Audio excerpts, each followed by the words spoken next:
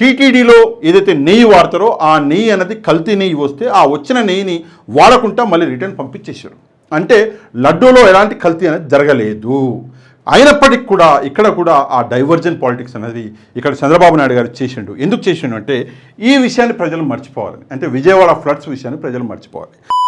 Hello friends, నేను మీరు Ahmad Pasha. Welcome to the media report. విజయవాడకి గడిచిన 200 సంవత్సరాలలో ఎప్పుడూ రాని విధంగా అతిపెద్ద వరదలు రావడం అన్నది మనందరం చూసినాం.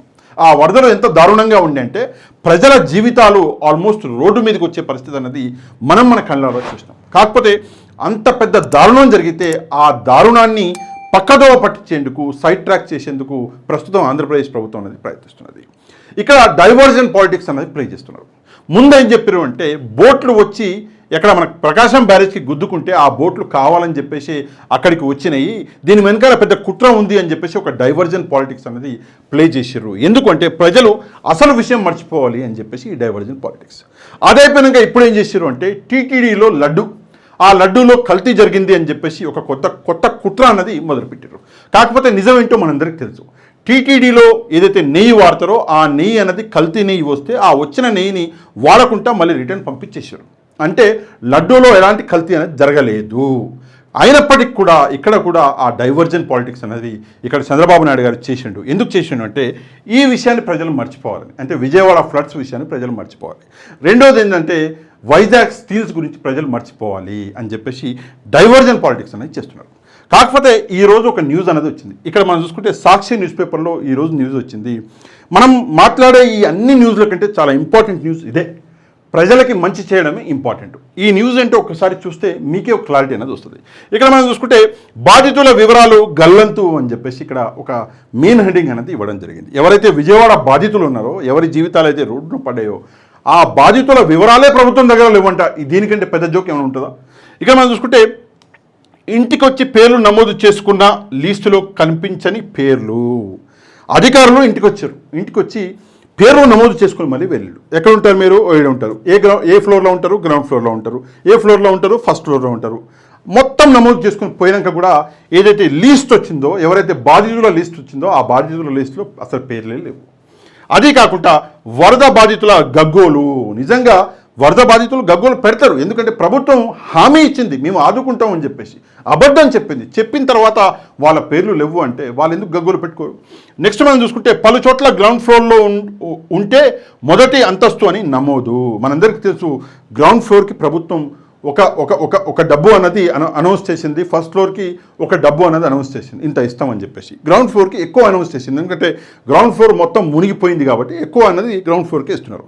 కానీ అధికారులు ఏం చేశారు? గ్రౌండ్ ఫ్లోర్లో ఉంటున్న వాళ్ళ పేర్లు కూడా ఫస్ట్ ఫ్లోర్లోకి ఇచ్చారు. ఇది నిజంగా నిర్లక్ష్యం. ఈ నిర్లక్ష్యం ఎందుకు జరుగుతుంది? దీని వెనకాల ఒక కారణం కూడా ఉంది. ఏంటంటే సచివాలయాలు. చంద్రబాబు నాయుడు గారు సచివాలయాలని మొత్తంగా నిర్వీర్యం చేసేసిండు. సచివాలయాల్లో అధికారులు లేకుండా చేసిండు. అందుకే ఈ కష్టం అనేది ప్రజలకు వచ్చింది. నెక్స్ట్ మనం చూసుకుంటే న్యూ ఆర్ఆర్పేట, సింగ్ నగర్, వాంబే కాలనీ, పాయకరావుపేట పరిసర ప్రాంతాల్లో ఆందోళన. ఈ కాలనీలన్నీ మనం చూసుకుంటే సింగ్ నగర్ చుట్టుపక్కల ఉన్నటువంటి కాలనీలు. ఈ కాలనీలన్నీ మునిగిపోయిన కాలనీలు. ఈ కాలనీలో ప్రజలందరూ నిజంగా ఆందోళన చేస్తారు, ఎందుకంటే వాళ్ళని నమ్మించి గొంతు కోసే పరిస్థితి ఇక్కడ ఉన్నది. కింద చూసుకుంటే స్పందన లేని అధికారులు అంట. నిజంగా అధికారులే లేనప్పుడు మనకి సచివాలయంలో వాళ్ళు ఏం స్పందిస్తారు? ఉన్న వాళ్ళందరూ కొత్త వాళ్ళు, వాళ్ళకి ఏం తెలుస్తుంది? ఈ విషయాన్ని చంద్రబాబు నాయుడు గారు ఒక్కసారి ఆలోచించాలి. మీరు వాగ్దానం చేశారు, మాట ఇచ్చారు. కేంద్ర ప్రభుత్వం కూడా ఒక రిలీఫ్ అన్నది వాళ్ళు కూడా ఇవ్వడం జరిగింది. అట్లాంటప్పుడు ప్రజలకు డబ్బు పంచడానికి ఏంటి నొప్పి?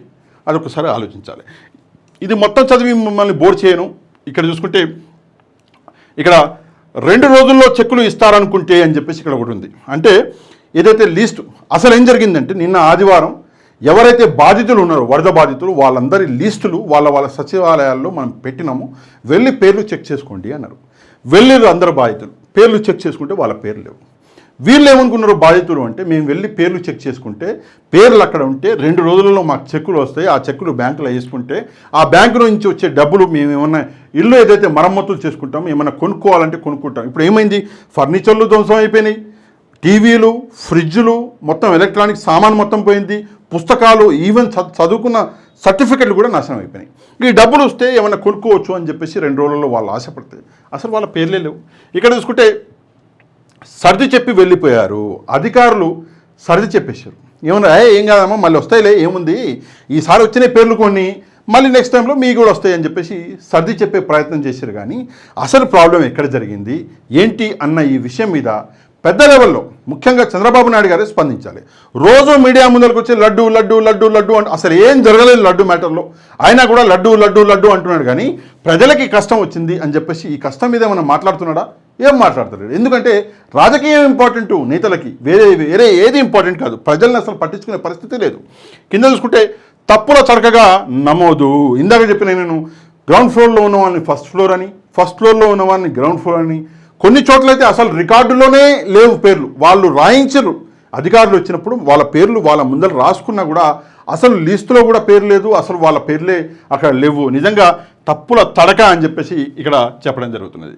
ఇక్కడ మనం చూసుకుంటే కొంతమంది వాళ్ళ అభిప్రాయాలను చెప్పారు. ఇక్కడ చూసుకుంటే పూజా గారు న్యూ ఆర్ఆర్ పేట అని చెప్పేసి ఇక్కడ మహిళ ఫోటో కూడా ఇవ్వడం జరిగింది. ఈమెమంటుంది అంటే తప్పులు చూపి కాలయాపన అని చెప్పేసి, అంటే కావాలని టైంపాస్ చేస్తున్నారు వీళ్ళు, ఆ తప్పు ఈ తప్పు అని చెప్పేసి టైంపాస్ చేస్తున్నారని చెప్పేసి ఈ మహిళ చెప్తున్నది. నిజమే, ఈ టైంపాస్ అనేది చంద్రబాబు నాయుడు గారికి చాలా బాగా అలవాటు. 40 సంవత్సరాల నుంచి టైంపాస్ చేస్తానే ఉన్నాడు. 40 సంవత్సరాల కింద ఆయన ఎత్తుకున్న పనులు కూడా ఇంతవరకు అవ్వని పనులు కూడా ఉన్నాయి. అట్లాంటి టైంపాస్ చేస్తున్నాడు. ఈ మహిళ బాగా చంద్రబాబు నాయుడు గారిని అర్థం చేసుకున్నది. నెక్స్ట్ మనం చూసుకుంటే ఇక్కడ ఇంకో మహిళ ఈశ్వరి గారు 57 సంవత్సరాలంట, డివిజన్ అని చెప్పేసి అంటున్నారు. 57వ డివిజన్, ఈశ్వరి గారు 57వ డివిజన్లో ఉంటారంట. ఏమేమంటుందంటే మ్యాపింగ్తో పనేముంది అని చెప్పేసి, నువ్వు వచ్చి డేటా తీసుకెళ్తీవి, రాసుకెళ్తీవి, పేరు, హౌస్ నెంబరు, వయసు మొత్తం అన్నీ రాసుకెళ్తీవి. ఫస్ట్ ఫ్లోర్లో ఉంటివా, గ్రౌండ్ ఫ్లోర్లో ఉంటివా, సెకండ్ ఫ్లోర్లో అన్నీ రాసుకుని పోతీవి. దాని తర్వాత మళ్ళీ మ్యాపింగ్ తోటి పని ఉంది అడుగుతున్నది మహిళ. పాపం ఆమె అడిగిన దానికన్నా అధికారులు మినిమం కొంచెమన్నా ఆమెకి సమాధానం చెప్పాలి. ఇక్కడ చూసుకుంటే నిర్మల న్యూ ఆర్ఆర్ పేటలో నిర్మల గారు అంట, మాకు న్యాయం చేయండి అని చెప్పేసి చెప్తున్నారు నిర్మల గారు. అమ్మా నిర్మల గారు, మీకు న్యాయం చేయాలి, ప్రభుత్వం చేయవలసిన పనే అది. కాకపోతే మన దగ్గర ఉన్నటువంటి ఏకైక అతిపెద్ద ఆయుధం అమ్మ, ఆ ఆయుధం పెద్ద పెద్ద ఆయుధాల కంటే చాలా ఇంపార్టెంట్ ఆయుధం, అదే ఓటు. ఆ ఆయుధాన్ని మనం వాడేటప్పుడు చాలా జాగ్రత్తగా వాడాలమ్మా. ఆ ఆయుధాన్ని మీరు జాగ్రత్తగా వాడనందువల్ల ఈరోజు ఇంత పెద్ద కష్టం వస్తే పట్టించుకునే నాదుడే లేకుండా పోయిండు. అధికారులు పట్టించుకోవట్లేరు, అటు రాజకీయ నాయకులు పట్టించుకోవట్లేరు. అందరూ కలిసి టోటల్గా ఆంధ్రప్రదేశ్లో ఉన్న అధికారులు, రాజకీయ నాయకులు అందరూ కలిసి ఒకే మ్యాటర్ వెనకాల పరిగెడుతున్నారు. ఆ మ్యాటర్ పేరే లడ్డు. ఆ లడ్డు అసలు ఏది జరగలేదురా అని చెప్పేసి అక్కడ మొత్తం ఆధారాలతోటి ముందర పెడితే ఏదో పనికిరాని ఆధారాలు రోజు కూడా తీసుకొస్తుంటారు. ఆ లడ్డు గురించి డిస్కషన్ పెడుతుంటారు. ఏకంగా సుప్రీంకోర్టులోనే పిటిషన్ అన్నది వచ్చేసింది. ఇవాళ అంత పెద్ద విషయంగా మారిపోయింది ఈ లడ్డు మ్యాటర్.